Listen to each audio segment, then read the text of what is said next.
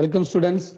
Today 9th standard science, unit 18, organization of tissues, part 2. Today topics, permanent tissues, under the permanent tissue, simple tissues and complex tissues. But today we study about simple tissues. First we'll learn about what is the meaning by permanent tissues. Permanent tissues are those in which growth has stopped either completely or for the time being. In previous class, we have studied about the meristematic tissues. Meristematic tissues, which is present in the tip of the shoot and root, it continuously is taking cell division and give the growth of the root and shoot. So when the meristematic tissue, it stops the functions of cell division, okay, that is become into the permanent tissue. So the permanent tissues are those in which growth has stopped either completely or for the time being. So at times they become meristematic partially or whole. Fully it's become meristematic partially or fully. So permanent tissues are those in which growth has stopped either completely or fully. That is what permanent tissues. The permanent tissues are two types, simple permanent tissues and complex permanent tissues. Simple tissues. Simple tissues. Simple tissues are homogeneous tissues composed of structurally and functionally similar cells. Simple tissues are homogeneous tissues. Homogeneous tissues means same types of tissues. Homogeneous tissues. They are composed of structurally and functionally similar cells. There is no mixing of any other cell. Only one type of cell is composed. That is what? Structurally and functionally similar cells.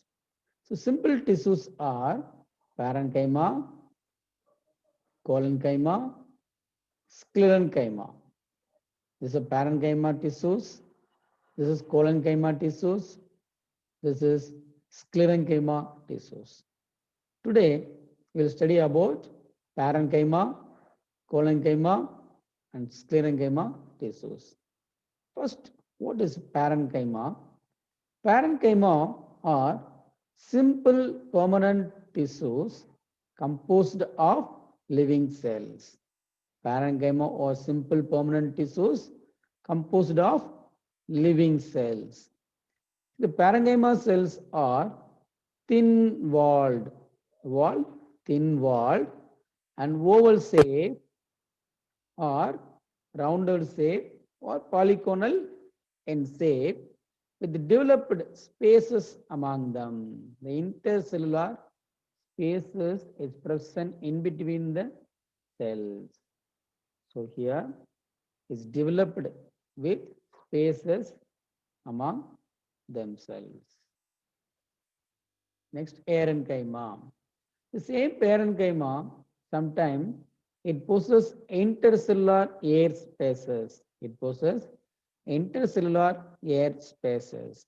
Here, in aquatic plants, parenchyma possesses intercellular air spaces and is named as parenchyma. This is also a parenchyma tissue.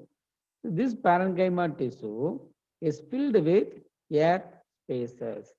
This air spaces which has the parenchyma, that type of parenchyma tissue is called parenchyma. In aquatic plants, with the help of this parenchyma tissue, it can easily floating on the water. Next one, chlorenchyma. What is chlorenchyma, sir? The same parenchyma tissue, when it develops the chloroplast inside the parenchyma tissue, it's known as chlorenchyma. So this is all the green color pigment is what? Chloroplast. The chloroplast is present within the parenchyma tissues. So this parenchyma tissue now it is called as chlorenchyma. When exposed to the light, the parenchyma cells may develop chloroplast and are known as chlorenchyma. The functions of parenchyma. Parenchyma may store water in many succulent and xerophytic plants. This is aloe vera.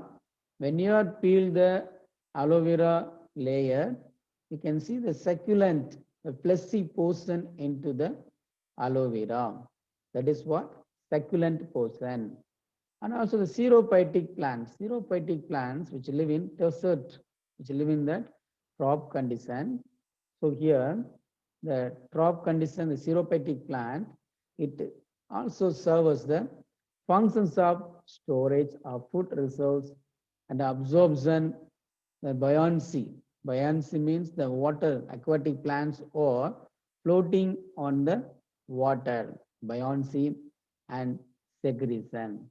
So these are the functions of parenchyma.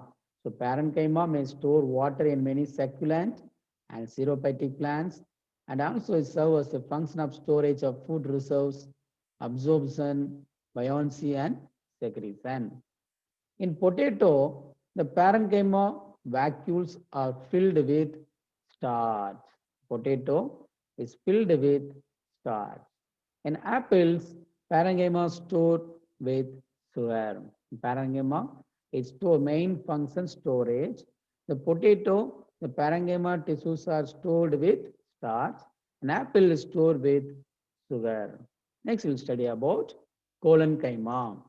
Collenchyma is a living tissue found beneath the epidermis.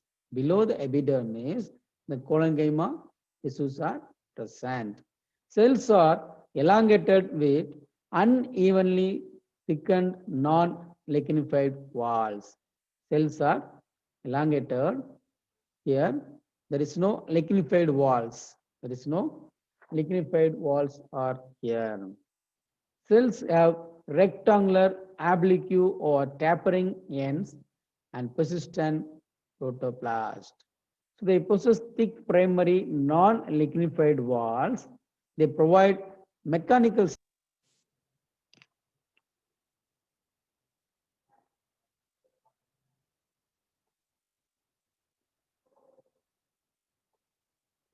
In case of parenchyma, they store the food material. They store the food material in the form of starch and sugar.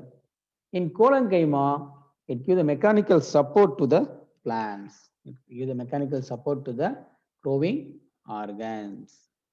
Then sclerenchyma. Sclerenchyma consists of thick-walled cells which are often lignified. In collenchyma, the wall it is not made up of lignified wall. But here sclerenchyma cells which are often lignified. The sclerenchyma cells are dead cells. In parenchyma, collenchyma tissues are living tissues. These sclerenchyma cells are what? Dead cells. Where we can see the sclerenchyma tissues in the fruit and seed surface, we can see the sclerenchyma tissues. In case of the coconut, we can see the sclerites and fibers in the outer region. That is what? Sclerenchyma cells. The sclerenchyma cells are dead and do not possess living protoplasm at maturity. Sclerenchyma cells are two types, fibers and sclerites.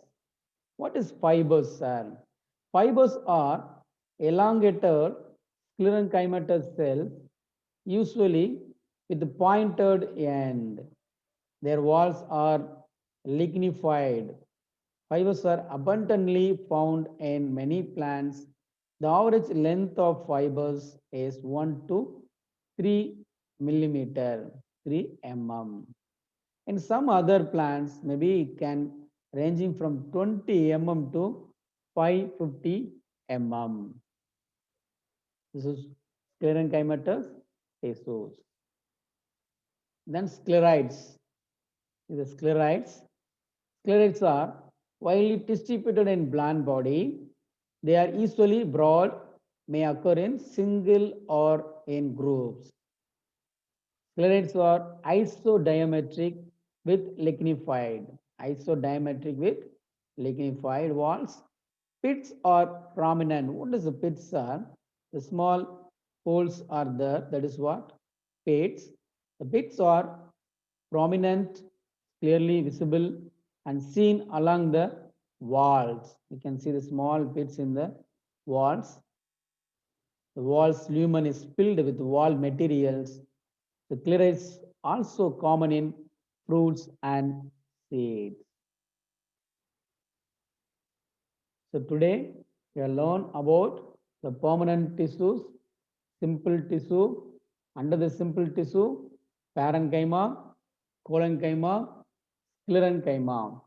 Thank you, students. Remaining, we will study next video. Thank you all. Thanks for watching.